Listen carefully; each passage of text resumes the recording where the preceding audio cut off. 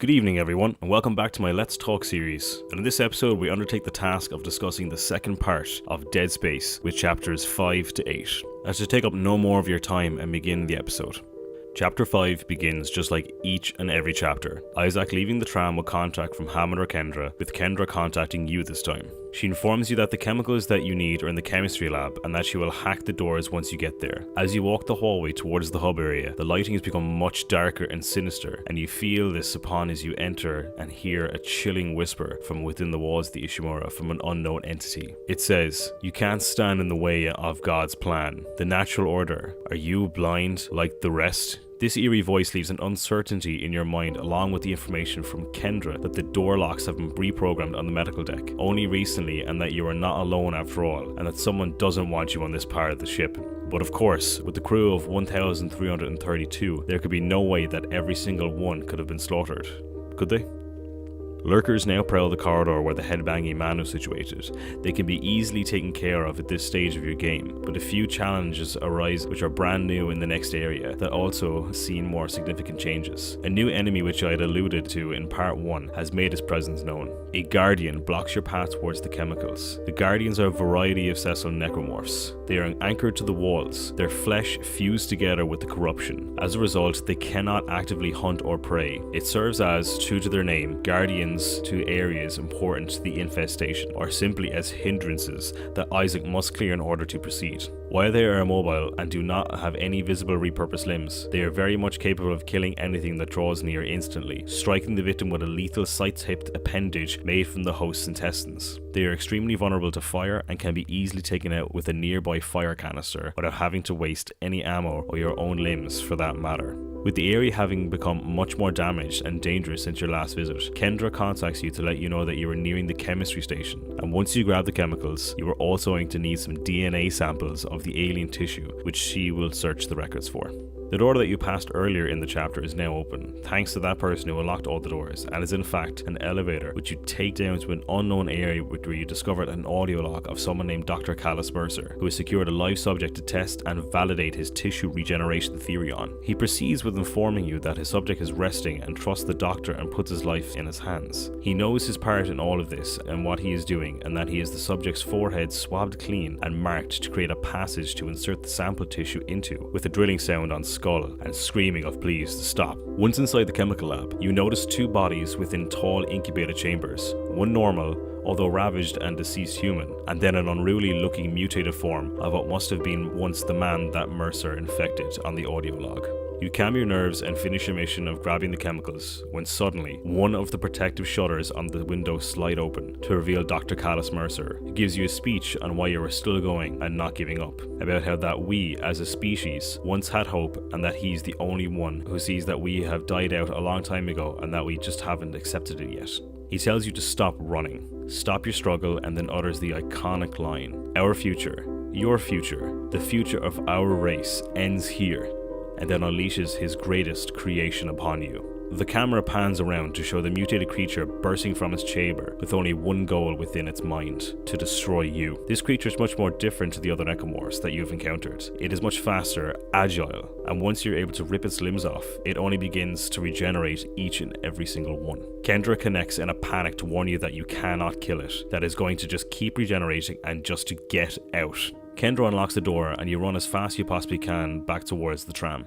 Hammond tries to make contact with yourself and Kendra, informing you both that he has reached hydroponics and that it is really bad down there. He can barely breathe. The organic matter is growing everywhere, stinging his eyes and poisoning the oxygen. All of this is being laid to you as the creature known as the Regenerator is on your tail. You make it back through new hordes of necromorphs along with the Regenerator to the save area in one piece. You are safe for now.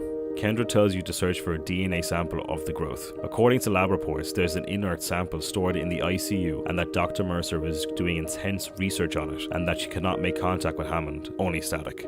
Your pathway back towards the ICU is blocked by a menacing looking Dr. Mercer, who belittles another speech upon you, letting you know that your persistence surprises him. Holding onto your final breath, you claw your way along, holding onto that was once your world, but now it belongs to the children, and to be glad that the knowledge of your death will bring their birth. He further asks you to listen. Can you hear it? It is coming. Say your prayers. Mercer is alluding to the regenerator that he has set loose upon the USG Ushimura, but has clearly gone mad through the power that the marker has brought upon the colony and the ship. He is no longer what he once was.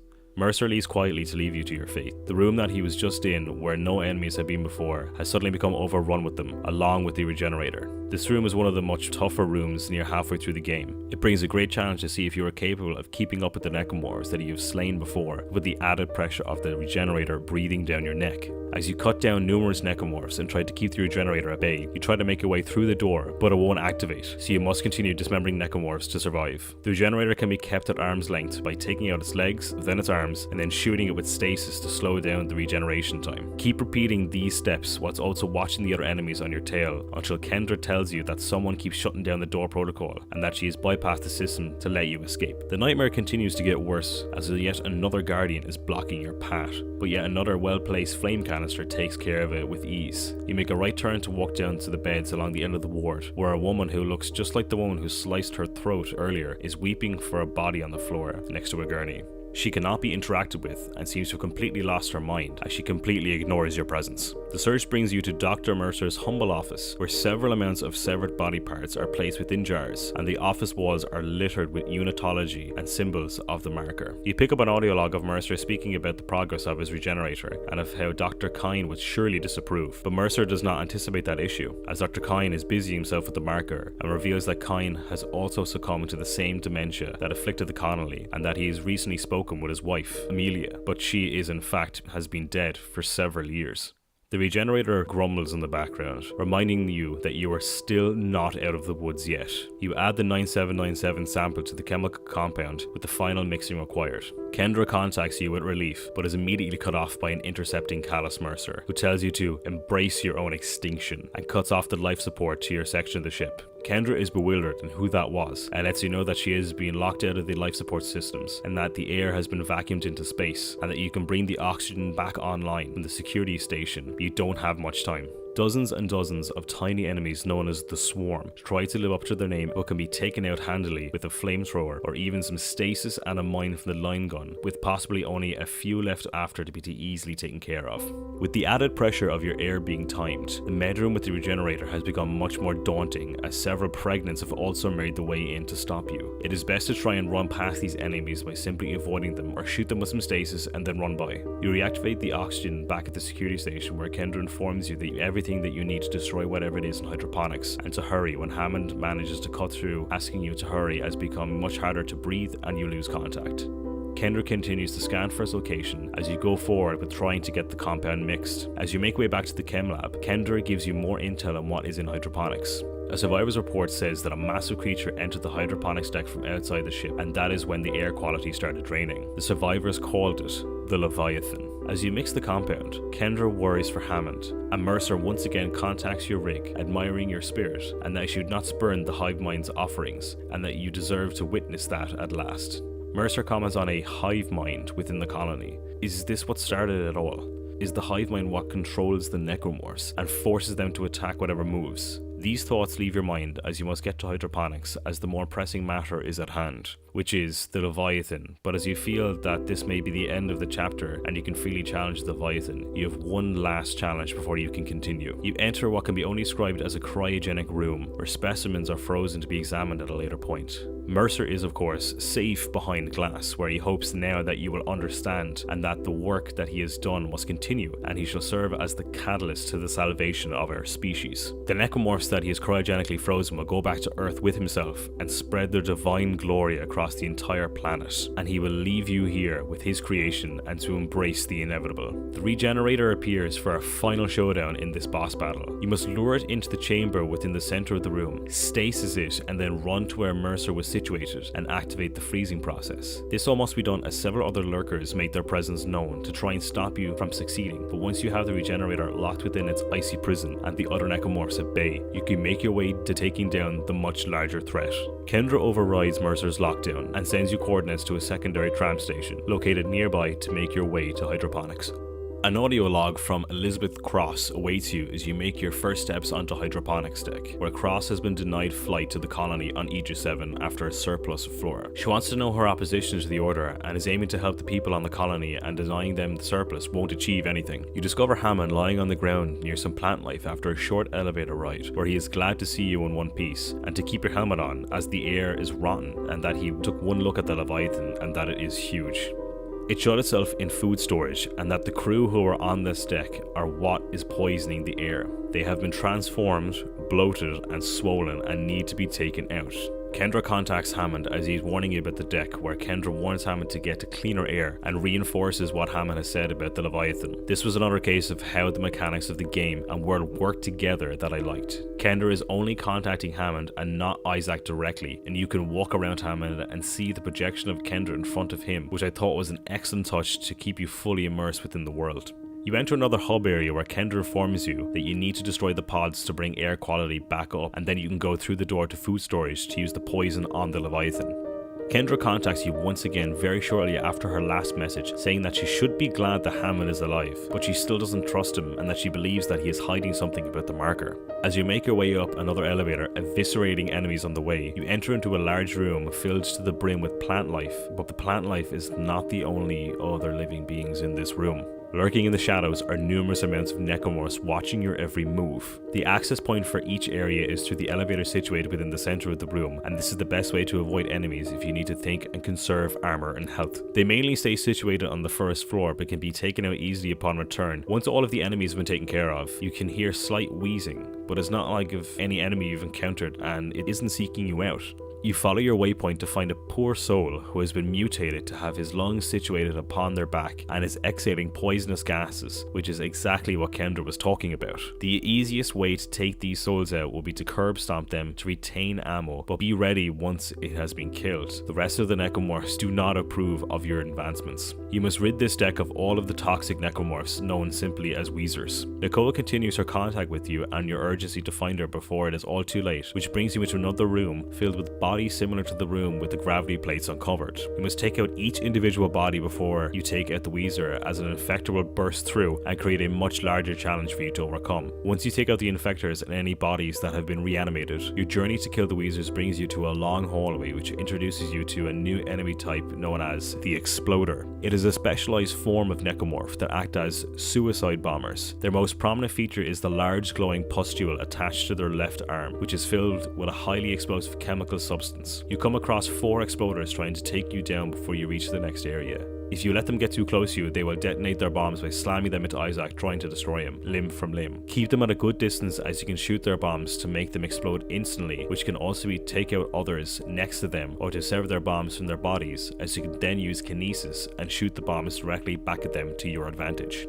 After you take care of the new enemy, you make your way to a zero gravity area with interconnecting rooms to take down another Weezer. You are brought through several more areas filled with slight puzzles to get to all of the Weezer necromorphs, and are able to pick up the odd subplot audio logs. You discover another Elizabeth Cross audio log where she is looking for the man who has been leaving behind messages on how to take down the necromorphs, Jacob Temple. She's trying to contact security, looking for second engineer Jacob Temple, as she cannot get through to engineering and knows that a ship-wide medical alert is active, but needs to find his location. The tram is down and the escape pods are unreachable on her end.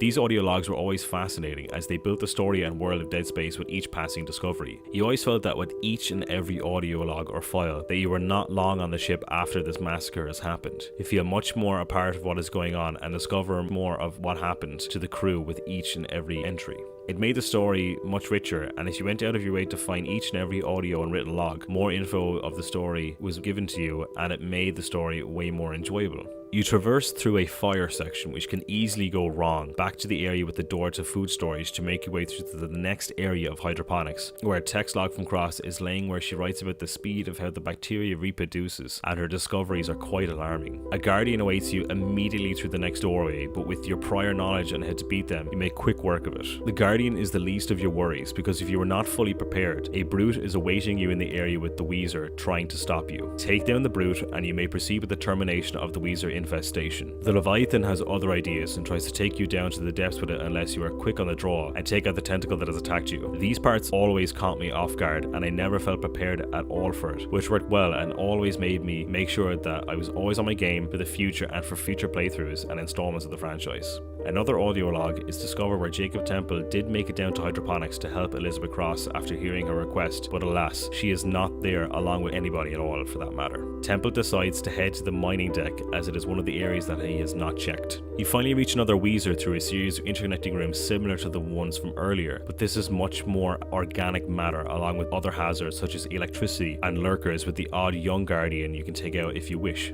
The Weezer that you stomp is the final one thanks to info from Kendra. She says that there is a switch in atmosphere control to restart the oxygen recycling, and once you restart it, you can finally get into food storage. Kendra always informs you that she has been reading reports in the crew and that they have been having mass hallucinations and that she has witnessed her brother appearing on the security monitor, which she says is just not possible. After Kendra's vision of her brother, it does bring your own mental state into question, and if you are also perhaps seeing things. The person who asks you to make us whole shortly after you get out of the lift in chapter 4 immediately springs to mind, but you feel strong in your beliefs and that you are strong-willed and ahead of it all. Then Nicole chimes into your rig once again, asking you to help her. Interesting timing, if I do say so myself. The entire first half of the game has been leading up to this. You return to the food storage entrance and stock up on any items that you may need. Get your health and stasis in order to prepare for the worst. You enter into the tunnel connecting the door to the storage area, which has an ominous length to it, with a very big boss fight feel to it. Yet another audio log awaits you in the middle of the tunnel, and it is from Elizabeth Cross. She has laid witness to the Leviathan that lays within food storage. She just cannot believe what she has laid her eyes upon and feels that this is all ridiculously crazy.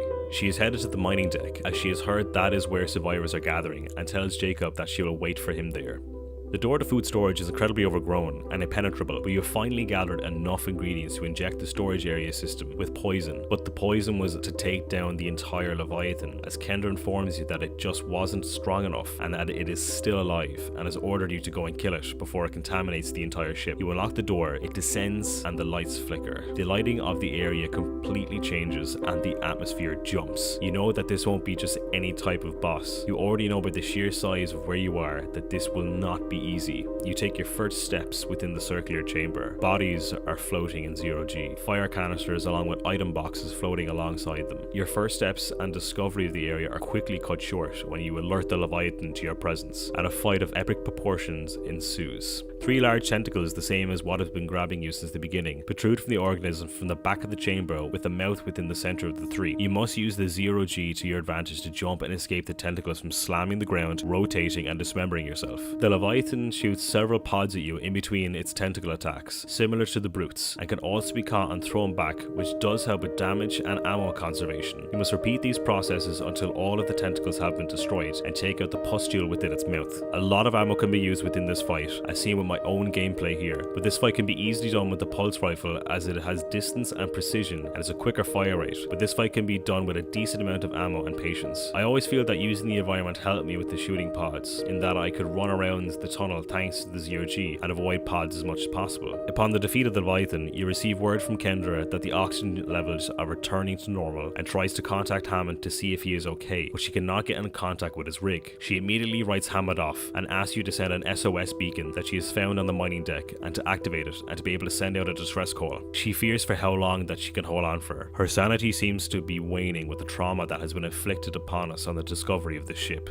Kendra departs info of an asteroid in the mining bay, waiting to be smelted, and if you can attach an SOS beacon to it and then launch it away from the ship, it can make a clean broadcast. The beacon is situated on the maintenance subdeck and that you can launch the asteroid from the control room, but the control room is locked. An emergency access key is on the processing subdeck which you can use. Kendra cuts through to your feet, wondering how much more of this she can take. The mining deck order brings a slightly different atmosphere with it after your transmission with Kendra. The elevator brings a surprise in the form of a USG Ishimura engineer struggling for life within the elevator as it approaches, as he takes his final breath as the door pulls open. The subdeck is offline, which Kendra tries to get back online, but you have no time to hear much from her as the elevator brings a new horde of enemies towards you for the majority of the journey down to the subdeck. It takes some time and thought to take each necromorph down, but you escape and make your way to be greeted greeted by a pregnant. A log from Temple lets you know that he did indeed make contact with Elizabeth Cross, but they were in a rush to find a beacon. Perhaps this is the beacon that you're on the way to send out, or did they send a different one? The next area brings a challenge in the form of asteroids that have collided with the ship due to one breaking free of the grab beam as they were collating asteroids. It collided with a wall, killing 2 crew and split into chunks. The chunks were floating in the processing room freely, and gravity cannot be restored until they have been cleared.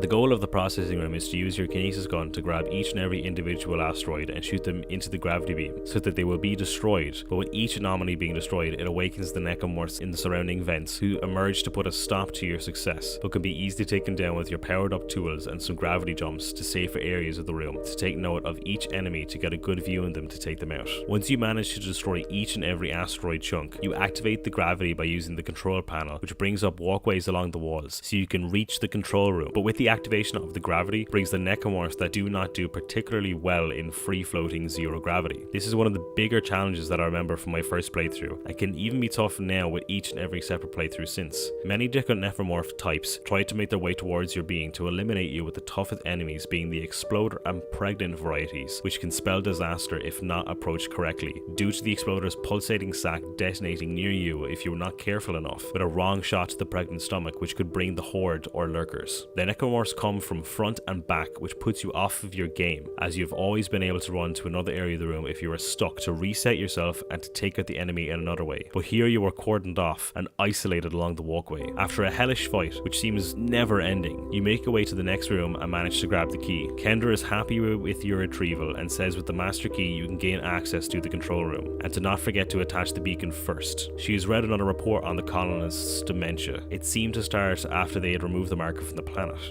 A light but very unnerving scare comes next when you approach a door with a body half split through it, but all of the lights and power go out, which drains you of any courage and power that you might have built up over the course of this chapter. It strips you down to an unknown state, but quickly reverts back to the power coming on, and you can go forth. Once you return to the elevator, you hear a deep and heavy breathing from something not human, but nothing approaches you. It sounds almost like the regenerator, but that is impossible, as you would cryogenically frozen it in the previous chapters. But you've always had that fear of being watched once this sound enters your mind. You must enter a moving trolley to gain transport to the control room, which cuts you off from any escape and has lurkers and tentacles from a guardian shooting at you. The end of the transport brings a very surprising turn. Nicole appears to your right hand side just before you exit the trolley. She exclaims that it has been so long and asks if it really is you, and that she can help you now and to go with her. The next room still has the gap of the previous area where the trolley can go, with Nicole still on the other side, separate from you. She can unlock the door behind you, which holds the beacon from her side, but you must protect her from the necromorph onslaught, along with keeping them from yourself. With keeping Nicole alive, she unlocks the door for you, but says that she cannot get to you right now, but she will find a way and that she loves you, but ominously adds that this will all be over soon. You grab the beacon from the storage room along with a horde of much needed ammunition and health packs. Kendra comes back saying that she has lost your signal for a while and says that you can now head to the mining bay and attach the beacon to the asteroid.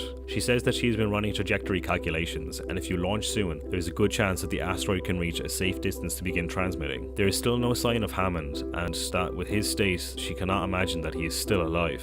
After making your way through another batch of necromorphs, Kendra contacts you once you set foot in the elevator to help you onto the next part of your task, and that she got access to the mining subdeck, which had a security lockdown, which didn't seem to help. You have the beacon and the key, so you can now head over there where the asteroid is being held in place by gravity tethers, which you have to knock out of place before you can launch it. To the next tight-knit area filled with lurkers, you come across a store and a bench down the line. I bring these two up because the bench, this one, is not like any other that is in the game. At this stage of the game, you are better handling the necromorphs. You have better weapons, possibly more ammo, and better conservation of ammo and healing items, so your tension and fear could have possibly been lowered and your guard has been let down as you feel much stronger. As each store and bench seems to give you a sense of safety and security, but the devs instantly take this away from you and remind you that each store and bench is still in real time. As you pull away from your upgrade for a moment, a necromorph slowly manifests into your view from behind, and if you do not take notice, you'll be delightfully taken down a pega tube. I particularly enjoy this moment, as like I mentioned before, it reminds you to keep your guard up and to never take any moment for granted, as it may be your last. A short puzzle that can be easily sorted requires you to bring one battery supply to the elevator to power it so you can progress with your task at hand. A mining text log helps you with some backstory on the extraction of the planet crack and how well it went before everything started to dissolve. The next room involves the planting of the beacon upon the asteroid, which is actually a lot of fun to get done. The area is very large and has zero gravity, which encompasses the use of jumping from area to area to avoid enemies to get your job done. Once you've eliminated any threats, another light puzzle is involved with the tethers. You must slow them down to shoot the power supply within to stop the asteroid from being stuck in place. This involves jumping onto the asteroid itself to run to the outside of the ship to break the outside tethers and place the beacon upon the asteroid, and head to the control room to activate its projection, all whilst avoiding the metal arms moving along the asteroid.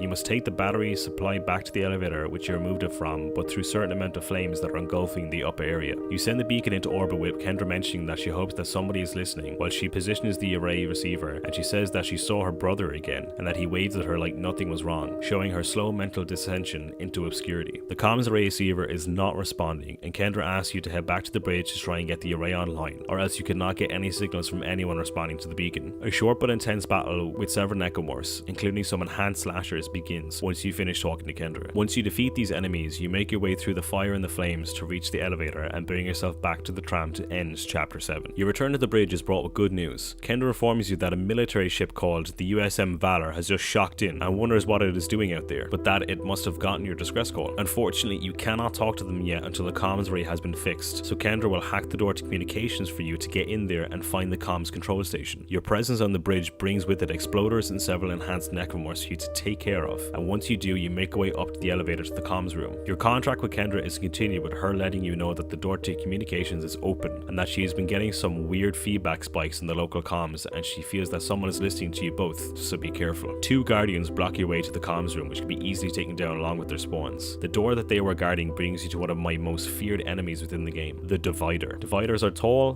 thin necromorphs with the unique ability to break apart into smaller creatures. It is composed of deceased high-ranking officers of the USG Ishimura, judging by the tatters of grey clothing. The Dividers use a long tongue to strangle its victims and also uses his arms to slash his victims to death, but first use his tongue whilst you're at a distance, so it is best to take down the Divider once you come across one as quickly and effectively as possible. The most fun way for myself is to shoot it with stasis and then release a timed explosive from the line gun to rip it into pieces, but remember to quickly take care of the creatures that it breaks up into, as even for the most skilled player they can be a nuisance. A long and what feels almost endless hallway meets you before you come to the comms room. You take a trolley to quickly bring you to your destination with a cheap little jump scare to catch you off guard if you weren't paying attention, which I thought was funny. A puzzle within the comms room is your next challenge, where you need to align 6 working dishes for a strong enough signal and to make sure that they are aligned symmetrically so there are no power gaps. This puzzle isn't too difficult to finish. You only have to take a quick look at the board above you to see which ones are working and aligned to make sure the ones that you place in are correct. You must complete this task whilst taking care of the usual spawn of necromorphs that try to take you down. The array flares into power with a blinding light, and you instantly receive a message from the USM Valor, who are broadcasting all frequencies to the USG Ishimura in response to the SOS. They picked up the escape pod that Hammond had jettisoned earlier, which you remember had the necromorph encased inside. Kendra realizes instantly and tries to contact USM Valor to warn them to not open the escape pod, but the Ishimura signal isn't strong enough, so Kendra opens up the blast doors to boost the signal. A warning is blasted saying that a blockage is upon the hull of the ship. Kendra says that it is directly above the comms array and it is something organic. You have to make your way to another ADS cannon to blow whatever is on the hull of the ship into space. The upcoming ADS cannon section is not as tedious as the previous one, in my opinion. The shutters slide up once you take your seat and you are greeted with a large sleeping mass of matter. You take your first shot to awaken this beast. It has 5 tentacles with large yellow pustules on them to signify weak spots. This creature is called the Slug Boss. You must take out each tentacle, similar enough to the Leviathan in chapter 6, whilst watching for any material it throws at you in the ship. You whittle down each tentacle and blast the Slug Boss off of the ship as it slowly drifts into the deep void of space. Kendra tries to warn the USM Valor of the escape pod as the Valor slowly edges its way towards your location from the upper left hand side of your vision. Valor responds with a video, but it is too late. The jettison necromorph slowly gets up from behind an injured Valor crew member and finishes him off as the transmission ends. Kendra laments as to why they opened the pod, but quickly realizes that the Valor is not being manned and is making its way towards you. You try to escape, but sadly do not have enough time, and the Valor strikes the Ishimura. You awaken with a transmission from Nicole, which quickly transitions to Hammond. He said that he has been trying to reach you, but someone has been blocking his rig signal remotely. The crash must have interrupted the signal block, as Kendra joins the transmission, asking where Hammond has been. He says that he has been surviving, but Barely. He found some supplies and patched himself up and ends up calling off the mission. He proudly erupts exclaiming, "Fuck the CEC and fuck the chain of command. You all have to get the hell out of there," and he says that he thinks he has located a shuttle on the crew deck. The flight log says that the ship needs a new singularity core, but you can probably salvage one from the Valor. Hammond says that he's going to try and find a way inside and he will meet you in there. Kendra reiterates Hammond's words, but says that in his condition, he might not last long. A divider and a pregnant block your path to the elevator, but you can easily take them down and end the chapter and leave the mystery of what the USM Valor holds up in the air.